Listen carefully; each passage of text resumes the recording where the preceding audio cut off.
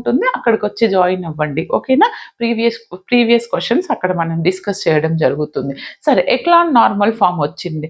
మరి ఇంకొక క్వశ్చన్ ఎక్కడి నుంచి వస్తుంది మేడం అని అంటే చెప్తాను. ఇంకొకటి సిస్టమ్ ఆఫ్ ఈక్వేషన్స్ ఇచ్చి సాల్వ్ చేయమంటారు.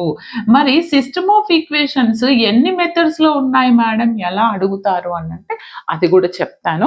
సిస్టమ్ ఆఫ్ ఈక్వేషన్స్ని మనం మ్యాక్సిమమ్ ఫస్ట్ వచ్చేసి హోమోజీనియస్ సిస్టమ్ అంటాం, అండ్ ఇంకొకటి నాన్ హోమోజీనియస్ సిస్టమ్ అంటాం.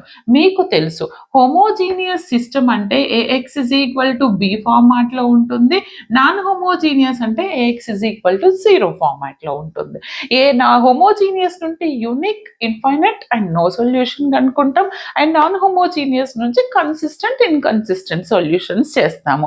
ఈ హోమోజీనియస్లో అన్నోన్ వాల్యూస్ ఇచ్చినప్పుడు అవి కనుక్కోండి అంటారు, లాంబ్డా, ఏ అలాంటివి. అవి చాలా